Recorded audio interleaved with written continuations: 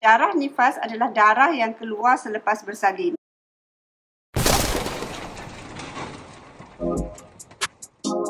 Always Dara. Assalamualaikum warahmatullahi wabarakatuh. Apa khabar semua? Hari ni kita live lagi. Macam biasa dari Kak Ijaz, 21 tips berpantang by Nazira Fijan.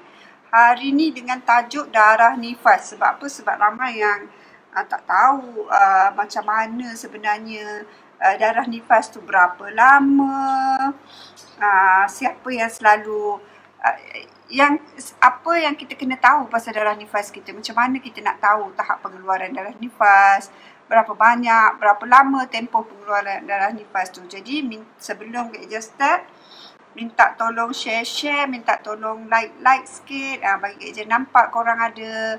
Jadi kita boleh kongsi dengan kawan-kawan, kongsi dengan saudara mara kan. Sekarang hari ni nak cerita pasal darah nifas. Mungkin ada hal-hal berunsur keagamaan sikit kita nak kena share, sebabnya darah nifas dengan kita yang beragama Islam ni satu perkara yang penting juga untuk dikongsi kan. Waalaikumsalam Damia, apa khabar? Minta tolong share Damia. Siapa lagi dengan Kak Ijah hari ni? Minta tolong, minta komen sikit. Nak minta komen saya sebelum Kak Ijah start pasal darah nifas hari ni. Siapa yang tengah memandu, siapa yang tengah berpantang hari ni, Kak Ijah ucapkan selamat berpantang. Dan bagi yang dah berhenti ataupun dah dalam tempoh berpantang, dah berhenti darah nifas, sekejap lagi kita nak cerita macam mana cara nak cek sama ada kita ni dah betul-betul bersih, dah boleh mandi, hadas besar ataupun belum kan. Supaya kita baru kena blok, alhamdulillah, astagfirullahalazim, macam mana boleh kena blok tu Damia. Kena cek betul-betul tu. Okey, jadi kita kena tahu macam mana kita nak kenal pasti keadaan diri kita, sama ada kita ni dah boleh bersembahyang ataupun belum kan. Adakah kita dah pulih ataupun tidak rahimnya kan. Jadi kita nak berkongsi pasal tu hari ni. Siapa lagi dengan Kak Ijah, minta tolong like sikit, minta tolong hantarkan, taruhkan sedikit komen dekat situ. Sebabnya lagi banyak, lagi seronok nak bercerita kan. Dan kalau ada apa-apa permasalahan, boleh type dekat bawah. Ni Kak Ijah bawakan isu darah nifas ni sebab semalam ada yang tanya pasal mandi wiladah. Jadi sekalian dengan cara mandi wiladah, kita pun nak cerita pasal darah nifas lah kan. Okey, apa tu darah nifas? Darah nifas, okey, berbeza ya darah nifas dengan wiladah ni. Wiladah ni adalah bila kita bersalin. Bila bersalin tu memang kita dalam keadaan berwiladah. Jadi darah nifas adalah darah yang keluar selepas bersalin. Jadi dua perkara yang berbeza, wiladah dan darah nifas. Darah nifas ni adalah darah yang keluar selepas kita bersalin, yang mengiringi pengeluaran baby waktu kita bersalin, itu wiladah. Tapi bila lepas bersalin kita ada keluar darah, itu adalah darah nifas. Okey, darah nifas ini berbeza bagi setiap orang. Okey, zaman sekarang ni kita dah ada injection untuk mengurangkan pengeluaran darah. Okey, doktor nak kawal supaya pengecutan rahim itu berlaku dengan baik, supaya pengecutan rahim itu tidak lewat, sebab dikhawatiri berlaku pendarahan yang banyak. Jadi ada injection yang diberikan oleh doktor selalunya selepas kita melahirkan. Siapa yang tak kena injection pun Kak Ijah lepas melahirkan? Ada tak yang tak kena injection? Cuba komen sikit, Kak Ijah nak tengok komen korang. Nak tengok komen korang kalau kalau ada yang tak kena injection selepas melahirkan. Terlampau rajin Damia kata dia hari ni, banyak sangat share, jadi sampai kena block hari ni. Aduh sayangnya. Okey. Jadi kena tahu keadaan kita ya, kena tahu keadaan badan kita. Apakah sekarang ini kita dalam keadaan darah nifas atau datang period. Ada juga orang tak tahu kan. Bila kita darah nifas, bila kita period kan. Okey, darah nifas ini dia akan keluar daripada tempoh kita bersalin sehinggalah ke tempoh paling lama adalah 60 hari. Ada orang dia datang darah 60 hari dan darah nifas hendaklah continuous 60 hari ya, hendaklah continuous. Okey, maknanya bila kita macam mana nak check dia, saya dekat pad dah tak ada darah, tapi macam mana saya nak tahu yang saya ni bersih ataupun belum? Okey, macam ni. Okey, dekat sinilah wujudnya perkara isu meruang itu. Okey, meruang ni pada asalnya diketengahkan atau diperkenalkan untuk mengetahui sama ada kita ni dah bebas period ataupun bebas nifas ataupun belum. Okey, supaya kita boleh bersihkan diri ataupun mandi hadas. Okey, macam mana cara meruang ini sebenarnya Kak Ija? Okey, ramai orang yang tanya pasal meruang. Elok ke tak elok ke meruang ni Kak Ija? Elok ke tak elok ke meruang?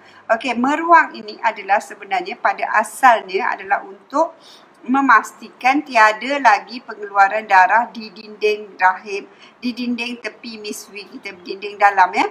Jadi orang dulu-dulu dia orang gunakan perca kain untuk meruang. Dia orang masukkan sedikit kain ke dalam searas 2 ruas jari ni, masukkan dan cuba pusingkan kain ke belah dalam tu, tengok kalau sudah tak ada darah, maknanya kita dah bersih.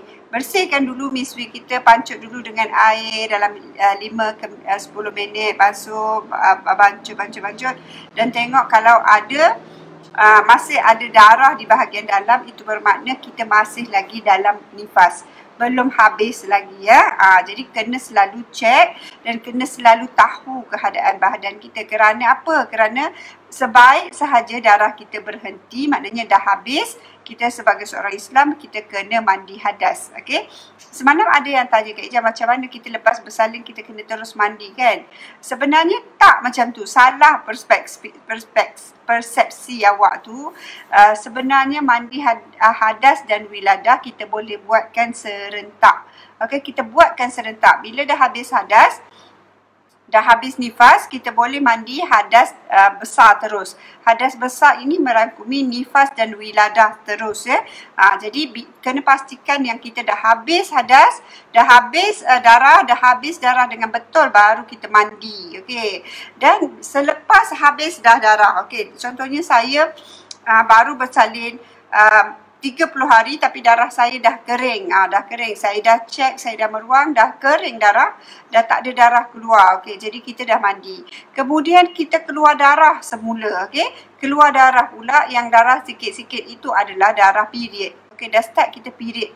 Bila dah habis darah nifas, kita keluar darah, itu dah start darah period. Dan ada juga yang darah nifas dia berpanjangan sehingga 60 hari. Dan kalau dah melebihi 60 hari, itu bermakna kita bukan lagi dalam darah nifas. Okey, itu adalah darah penyakit pula. Okey, jadi kena periksa sama ada rahim kita itu kecut dengan elok, ataupun sama ada rahim kita, pemakanan ataupun pergerakan kita itu betul ataupun ada yang melampaui batasan yang mengakibatkan badan kita exceed limit, melebihi had dan mengakibatkan pendarahan itu berpanjangan. Jadi kena tahu. Sebab apa kita nak kalau mengikut orang dulu-dulu, kalau darah dah habis, dah kering, kat belah dalam pun dah kering, dah sihat, badan dah rasa sihat, kita punya rahim dah kecut. Rahim dah kecut tidak bermakna kita dah sihat ya. Sebab dari segi berawatan berpantang, kita bukan sahaja hendak mengecutkan rahim, tetapi kita hendak mengukuhkan tempat letak rahim ini dan juga lantai pelvis. Kita nak memulihkan badan, kita nak memulihkan keseluruhan, bukan sekadar rahim. Jadi perlu tahu yang tempoh berpantang yang ditetapkan bukanlah satu tempoh yang necessity, tetapi adalah untuk berehat, untuk memastikan tempoh yang paling lama lah yang beri untuk kita memulihkan badan. Macam tu. Sebab ada orang, setiap orang berbeza tahap pemulihan dia. Ada orang yang cepat baik dia, cepat pulih dia, dan ada orang yang lambat pulih dia. Jadi ianya berbeza kan. Ada apa-apa komen tak? Hai Zarina, apa khabar? Okay Zarina. Jadi minta tolong share-share. Siapa lagi dengan Kak Ija? Ada ramai dengan Kak Ija ni, Kak Ija tahu. Tapi tak ada komen pun. Kan? Nak komen sikit lah.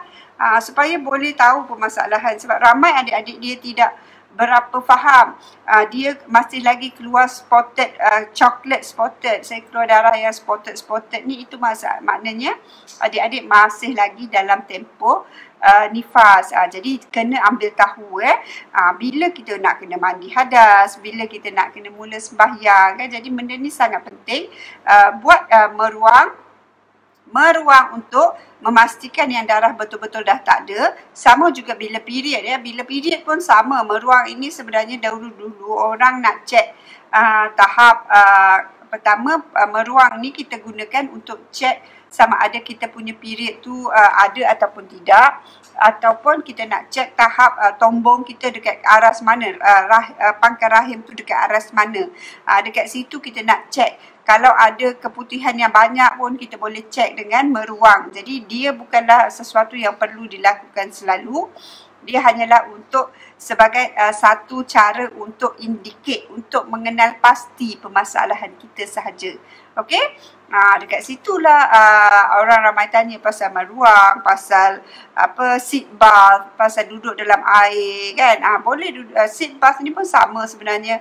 Orang dulu-dulu dia tak ada air yang laju, pancur yang laju untuk membersihkan miswi dia. Jadi sebelum dia habis, selepas dia dah tak ada nampak darah keluar, dia akan duduk dalam satu besin untuk tengok sama ada masih ada. Lepas duduk dalam besin, dia akan meruang.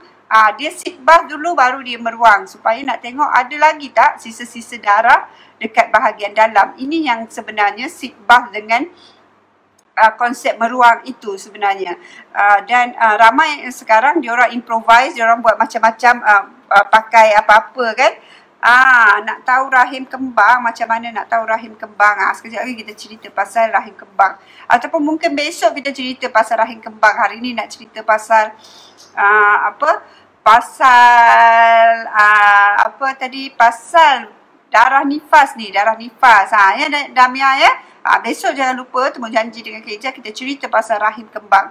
Sebab memang ramai juga orang perempuan yang rahim kembang ni. Memang ramai nak zaman sekarang, memang berleluasa permasalahan rahim kembang.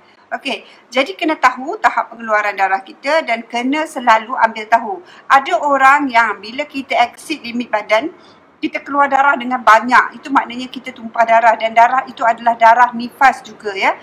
Kecuali kalau kita dah berhenti nifas dan korang tersadung dan korang keluar darah ataupun tumpah darah juga, itu adalah darah penyakit. Okey, jadi kena tahu bezakan bila korang kena mandi hadas besar dan wiladah, dan juga bila korang kena ambil tahu pasal pengeluaran darah penyakit korang. Kena jaga-jaga, kena hati-hati.